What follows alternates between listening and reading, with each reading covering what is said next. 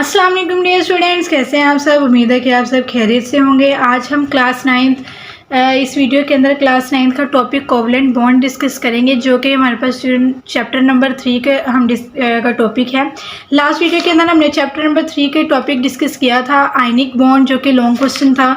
इसी तरह से आज की वीडियो में हम कोवलेंट बॉन्ड वाला टॉपिक डिस्कस करेंगे, जो कि ये भी लॉन्ग है, और इस कंप्लीट एग्जाम्पल्स के साथ सोल्व करेंगे। वीडियो को एंड तक लाजमी देखिएगा। इस टॉपिक को कंप्लीट अंडरस्टैंड करने के लिए हमारे इस चैनल को सब्सक्राइब कर लें, ताकि हमारी हर वीडियो आपको मिलती रहे। अच्छा जी, हम इसका टॉपिक ये हम स्टार्ट करते हैं कोवलेंट बॉन्ड की। कोवलेंट बॉन्ड क्या होता है, और मैं आपके साथ इसको इजी वर्डिंग में एक्सप्लेन करूँगी। इसको ये आपके साथ शेयर करूँगी सारा टॉपिक। यहाँ पे देखिए आपके सामने ये टॉपिक एक पैराग्राफ की शक्ल में लिखा हुआ है, जो कि आपको अंडरस्टैंड करने में मुश्किल होगी। तो मैं आपके साथ ये टॉपिक पॉइंट्स में डिस्कस करती हूँ। देखिए कोवलेंट बॉन्ड, सबसे पहले उसकी डेफिनेशन देखें। The bond which is formed by the mutual sharing of electrons. क्या होता है ऐसा बॉन्ड जो भी किसी भी इलेक्ट्रॉन्स की आपस में म्यूचुअल शेयरिंग, म्यूचुअल होता है कि दोनों का आपस में शेयरिंग करने से जो बॉन्ड बनता है, इलेक्ट्रॉन्स को शेयर करने से। Pair provided by the bonded atom, जो दो एटम्स आपस में बॉन्ड बना रहे हैं, जो दो एटम्स आपस में बॉन्डिंग में पार्टिसिपेट कर रहे हों, उनके एटम से जो इलेक्ट्रॉन्स है आपस में क्या करेंगे, शेयरिंग करेंगे। उस शेयरिंग से जो बॉन्ड बनेगा वो क्या होगा, कोवलेंट बॉन्ड होगा। तो देखिए इसकी एक्सप्लेनेशन है वो किस तरह से बॉन्ड बनाता है। When two atoms approach each other, जब दो एटम एक दूसरे के करीब जाते हैं, क्या है कि दो एटम एक दूसरे के करीब जाएंगे तभी बॉन्ड बनता है। जब दो एटम एक दूसरे के करीब जाते हैं, in order to form a bond, क्या बनाने के लिए, बॉन्ड बनाने के लिए एक दूसरे के करीब जाएंगे। There is a force of attraction, वहाँ पे क्या होगी, एक अट्रैक्शन की फोर्स पैदा होगी। And will be responsible for lowering their energy, और वो क्या करती है, उनको अपनी एनर्जी को लो करने में हेल्प आउट करती है। मैंने आपको लास्ट वीडियो में भी बताया था कि एनर्जी जब लो होती है तो बॉन्ड फॉर्मेशन इजी हो जाती है, जब एनर्जी ज़्यादा होती है तो बॉन्ड फॉर्मेशन मुश्किल होती है, ना होने के बराबर होती है। क्योंकि उस टाइम पे क्या होता है कि इलेक्ट्रॉन्स जो हैं वो शेल से बाहर आने की कोशिश कर रहे होते हैं और वो एक्साइटेड स्टेट में चले जाते हैं। इसलिए एनर्जी का किसी भी एटम को स्टेबल रहने के लिए उसकी एनर्जी का लो होना बहुत ज़रूरी है। तो इसलिए क्या होगा कि जब वो आपस में बॉन्डिंग करते हैं तो वो बॉन्डिंग करते ही स्टेबल होने के लिए है। ठीक है, पहली बात तो ये, वो बॉन्डिंग करते ही स्टेबल होने के लिए। जब वो आपस में बॉन्डिंग कर रहे होंगे, स्टेबल होना चाह रहे होंगे, तो क्या होगा कि वो जो अट्रैक्शन की फोर्स होगी वो उनकी एनर्जी को लो कर देगी। एनर्जी लो होगी तो ऑब्वियसली वो स्टेबिलिटी की तरफ जाएंगे। ठीक है, उसके बाद देखिए electron and nucleus of one atom, electron और न्यूक्लियस है, एक एटम का जो इलेक्ट्रॉन और न्यूक्लियस है, repel the nucleus and electron of other atom. अच्छा देखिए, वहाँ पे जब भी कोई दो एटम एक दूसरे के करीब आते हैं, वहाँ पे सिर्फ फोर्स ऑफ अट्रैक्शन नहीं होती, वहाँ रिपल्शन की फोर्स भी होती है। किस तरह से होती है, देखिए इलेक्ट्रॉन के न्यूक्लियस के अंदर होते हैं प्रोटॉन्स, और इलेक्ट्रॉन्स तो होते ही होते हैं। जब वो इलेक्ट्रॉन और प्रोटॉन आपस में एक दूसरे को अट्रैक्ट ज़रूर करते हैं, लेकिन इस सेम टाइम पे दोनों एटम्स के इलेक्ट्रॉन्स भी एक दूसरे को क्या कर रहे होते हैं, रिपेल भी कर रहे होते हैं। लेकिन फोर्स ऑफ अट्रैक्शन हम उसको, दोनों एटम्स को ऐसे डिस्टेंस पे रखते हैं कि जो अट्रैक्शन की फोर्स है वो डोमिनेट कर जाती है, यानी वो क्या करती है कि वो डोमिनेट होना शुरू हो जाती है, यानी वो ज़्यादा अमाउंट में मतलब ज़्यादा हावी हो जाती है। ठीक है, और जो रिपल्सिव की फोर्स है वो कम होने की वजह से उसका असर कम होना शुरू हो जाता है, जिसकी वजह से क्या होता है कि जो एटम आपस में बॉन्डिंग कर पाते हैं। The two atoms being themselves at such a distance, हम इस डिस्टेंस पे उसको रखेंगे सो अट्रैक्टिव फोर्स डोमिनेट, कि जो अट्रैक्टिव फोर्स है वो डोमिनेट कर जाए दी रिपल्सिव फोर्स के ऊपर। देन क्या होगा, बॉन्ड बनेगा। अगर रिपल्सिव फोर्स ज़्यादा हो जाएगी तो कभी भी बॉन्ड फॉर्मेशन नहीं होगी, वो एक दूसरे को रिपेल करेंगे और इसकी वजह से बॉन्ड क्या होगा, वो नहीं बन पाएगा। आगे देखिए इसकी टाइप्स ऑफ कोवलेंट बॉन्ड।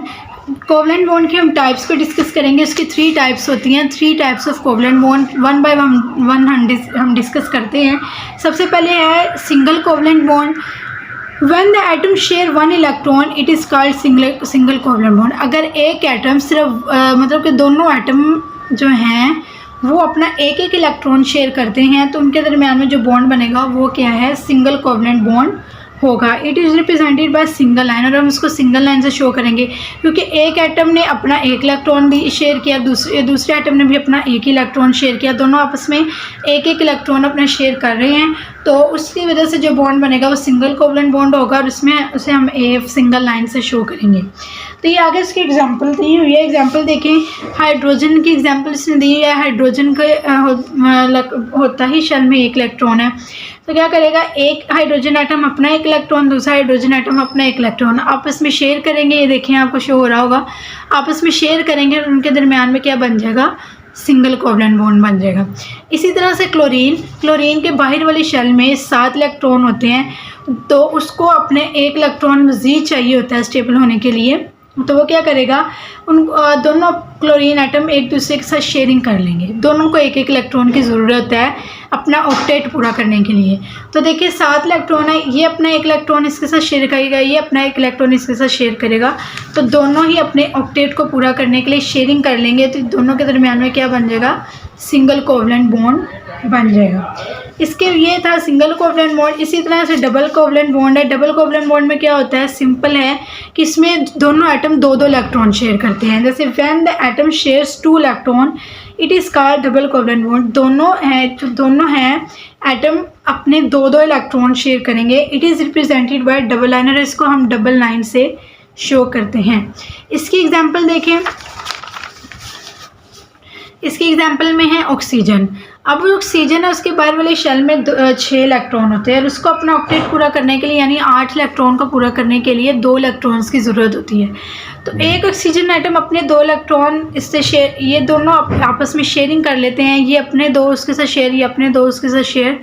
तो इसकी वजह से क्या होता है कि दोनों स्टेबल हो जाते हैं, दोनों का ऑक्टेट पूरा हो जाता है, और इससे उनके दरमियान में क्या बन जाता है, डबल कोवलेंट बॉन्ड बन जाता है। ये देखिए उन्होंने आपस में अपनी 2-2 इलेक्ट्रॉन शेयर कर लिए हैं, जिससे क्या हुआ है कि उनके दरमियान में डबल बॉन्ड बन गया और वो क्या हो गई हैं, स्टेबल हो गई हैं। सेम इस तरह से ट्रिपल कोवलेंट बॉन्ड है। Triple covalent bond when the atom share, जब कोई भी एटम 3 इलेक्ट्रॉन शेयर करते हैं, यानी अपने 3 इलेक्ट्रॉन क्या कर दे, शेयर कर लें, तो ट्रिपल कोवलेंट बॉन्ड बन जाता है, जिससे क्या होगा, are called triple covalent bond. It is represented by triple line, और उसको हम ट्रिपल लाइन से क्या करते हैं, शो करते हैं। अब उसकी एग्जांपल में नाइट्रोजन की एग्जांपल है। नाइट्रोजन के बाहर वाले शेल में 5 होते हैं। अब उसको अपना ऑक्टेट पूरा करने के लिए 3 चाहिए, यानी अपने 8 पूरे करने के लिए 3 चाहिए, स्टेबल होने के लिए उसको 3 इलेक्ट्रॉन चाहिए। तो क्या करेंगे, आपस में दोनों नाइट्रोजन के एटम अपने 3 इलेक्ट्रॉन शेयर कर लेते हैं, जिससे क्या होता है कि वो स्टेबल हो जाते हैं, और क्या होता है, उनके दरमियान में ट्रिपल कोवलेंट बॉन्ड बन जाता है। तो ये था आज का टॉपिक, जिसमें हमने कोवलेंट बॉन्ड की डेफिनेशन को देखा, उसकी एक्सप्लेनेशन को देखा कि कोवलेंट बॉन्ड बनता किस तरह से है, उसकी टाइप्स को डिस्कस किया 1 बाय 1। सिंगल कोवलेंट बॉन्ड क्या है, डबल कोवलेंट बॉन्ड क्या है, ट्रिपल कोवलेंट बॉन्ड क्या है, सिंगल को किस तरह रिप्रेजेंट करते हैं, डबल को किस तरह से रिप्रेजेंट करते हैं, ट्रिपल को किस तरह से रिप्रेजेंट करते हैं, और तीनों की एग्जांपल्स को भी हमने देखा।